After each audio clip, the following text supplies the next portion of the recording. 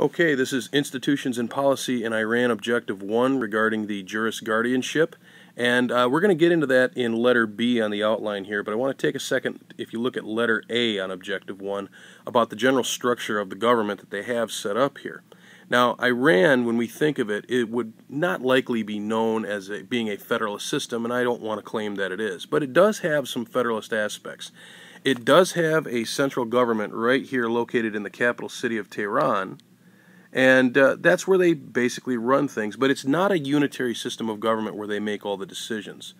There are a series, if you notice on the map here, a series of provinces or states, and each one of those does have a series of districts and sub-districts. Over here, I guess it'd be their version of counties, if you will. And there's also local government that exists as well.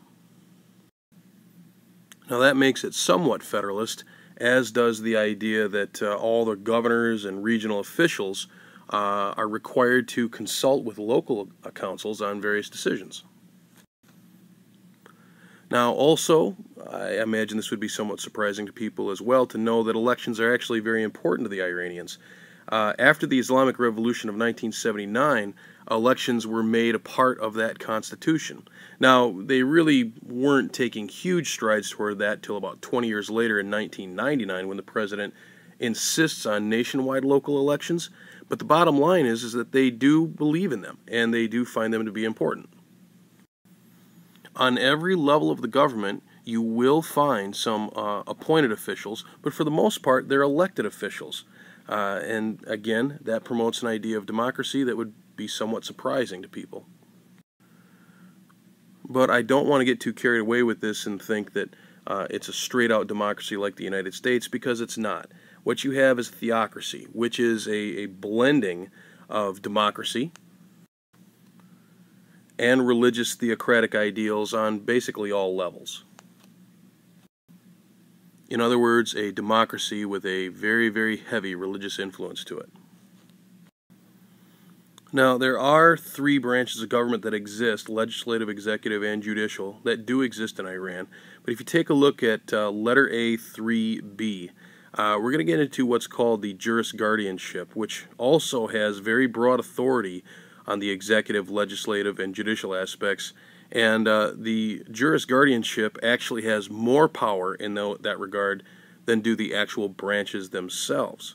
Now, this is based on the traditional principle of Velayat-e-Faqih, or the belief that they have authority over the nation, they have authority over the poor. Now, that's going to get challenged a little bit by some clerics, as we'll find out later on. But for the most part, this has been a tradition that's been established and followed. Now, if you take a look at letter B on Objective 1 there on the outline, you'll notice that, well, actually all of letter B has to do with the Jurist Guardianship and therefore the religious aspects of Iranian society and what that means in their theocracy. So we're going to start with number 1 here under B, about the Supreme Leader. Now, currently the Supreme Leader is this guy, Ali Khamenei.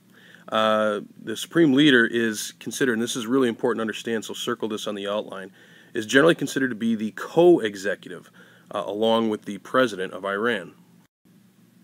That makes him also the imam, the actual overall theocratic authority in Iran, or the head religious figure.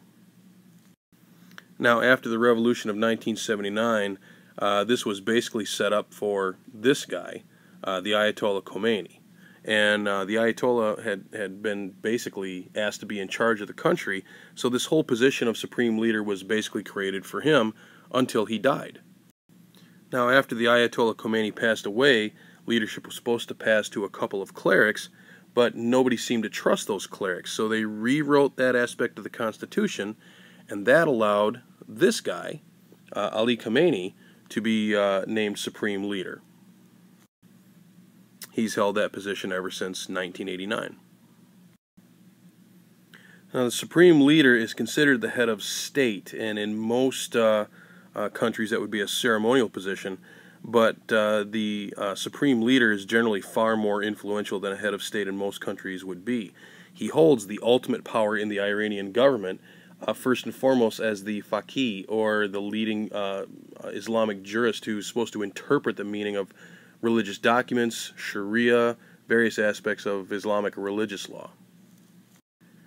If you take a look at letter B1C, you can see all the powers that are listed there for the Supreme Leader in terms of what he can and can't do.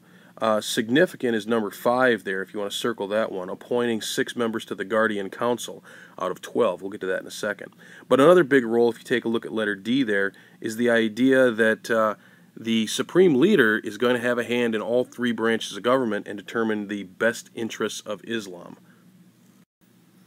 Therefore, even though the Supreme Leader is considered a co-executive along with the President of Iran, the bottom line is that he's actually ahead of the President of Iran because Iran places so much emphasis on religion and the influence of Islam, with the Supreme Leader being the theocratic authority in Iran.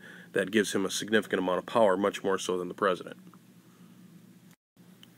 Now, if you go down to B2 on the outline, let's take a look at the Guardian Council for a second. And the Guardian Council has a very specific role. Their basic thing in terms of religious oversight is to make sure that all laws, decisions, and policies are based on Islam, are based on the idea of Islamic law. Now, the council is made up, if you look at 2A there, the council is made up of 12 clerics. 6 are appointed by the Supreme Leader, 6 are appointed by the Iranian legislature, Iranian Congress, if you will. And their primary job, once again, is to make sure that decisions are based on Islam. If they are not, the council can overturn those decisions and can even have their hand in elections, deciding who gets to compete in elections or who has to drop out. The third part of the Jurist Guardianship is the Assembly of Religious Experts. Now, the Assembly of Religious Experts, if you take a look at B3 on the outline, is elected every 4 years. It's generally 86 people, and they have the right to interpret the Constitution just like the Supreme Leader and the Guardian Council do. Now, the Assembly of Religious Experts is not necessarily a legislature in that they don't make laws. They're just there to help make sure that Islam is being followed in the laws. Traditionally, they were supposed to be clerics who had basically master's degrees in Islam, but as of 1988, and as you can see in the picture here, non-clerics are allowed to be on the assembly as well. One thing to remember, though, if you take a look at 3C1, the Guardian Council can make sure that could make sure that only clerics are still on the Assembly of Religious Experts if they wanted to, because they're the ones who approve who gets to run for election to the council. Now, the fourth part of the Jurist Guardianship is the Expediency Council, if you take a look at B4 on the outline. And these guys are actually, it could be argued, they're the most powerful men in Iran, because their job is to mediate things between the Mejlis and the Guardian Council. They are the referee between those two. To be expedient can go by a lot of definitions, but one of them is to move things along, and that's essentially what the Expediency Council does. It makes sure things get done. You have to remember that the Mejlis, and again, I'm not sure I'm saying that right, so bear with me, but you have to remember that the Mejlis, when they pass law, the Guardian Council looks that law over and makes sure it follows Islamic law.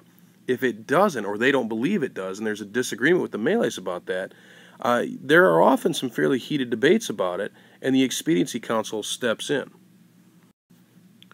Now, because it's such an important council, it began with the inclusion of the President of Iran, the Chief of the Judiciary, the Speaker of the Mejlis, 6 jurists from the Guardian Council. They eventually gained some power to pass their own compromise bills and introduce some of their own legislation. Today there's 32 members, not just the original 13, and they're all appointed by the Supreme Leader. But of the 4 parts of the Jurist Guardianship, you can't deny the importance of the Expediency Council in terms of making sure Sharia law is being followed. They have a tremendous influence on Iranian policy. Okay, so that ends the theocratic aspect of the Iranian government. We're going to get into the next objective, the actual branches of government that are more similar to some of the other countries that we've studied.